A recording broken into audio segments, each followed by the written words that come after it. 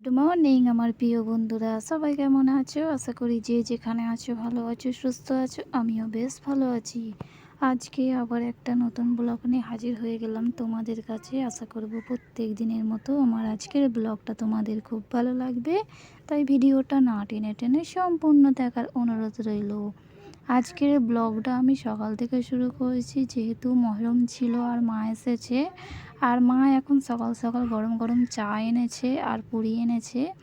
আর এখন আমি চা আর পুরিটা ভালো করে খেয়ে নিচ্ছি।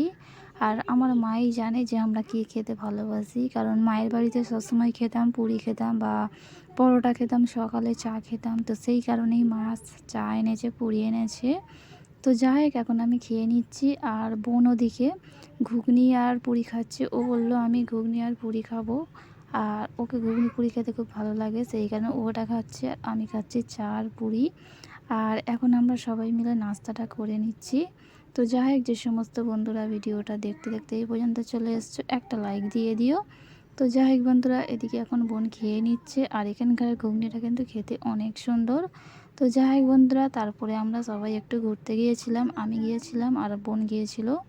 আর আমার একটা ননদ সম্পর্কে হয়, তিনজন মিলে ঘুরতে গিয়েছিলাম। আমাদের বাড়ির পাশেই এই ডার্গেন গাছ আছে। আর আমি ভাবলাম তোমাদের একটু দেখাই তো আমাদের বাড়ির আশেপাশে পরিবেশটা কেমন।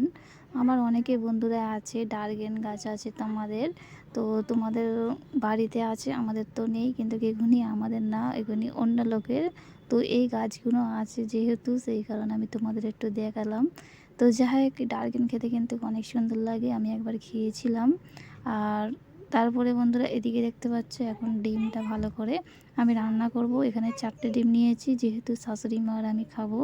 আর এখানে আমি আলুগুলো কেটে নিয়েছি। তারপরে আমি আদা রসুন আর টমেটো পেঁয়াজ সব আমি কুচিয়ে নিয়েছি। কুচিয়ে নিয়ে তারপরে আমি আজকের একটু তাড়াতাড়ি রান্নাটা করে নেব।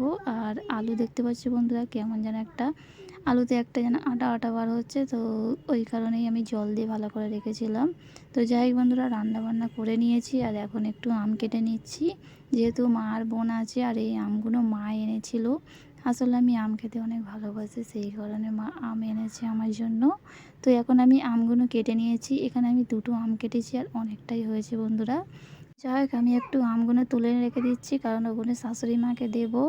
আর আমি যা খাই কিন্তু শাশুড়ি মাকে দিয়েই খাই। এটা আমি শাশুড়ি মায়ের জন্য রেখে দিচ্ছি তুলে। আমার শাশুড়ি মা যখন আসবে ওনাকে দিয়ে দেব। তো যাই হোক বন্ধুরা, ভিডিও শেষ পর্যায়ে চলে এসেছি। আমার আজকের ভিডিওটা কেমন লাগলো কমেন্ট করে জানিও। তোমরা সবাই ভালো থেকো, সুস্থ থেকো, সবাই নিজের খেয়াল রেখো। দেখা হবে আর একটা নতুন ব্লগে। ততক্ষণে টাটা।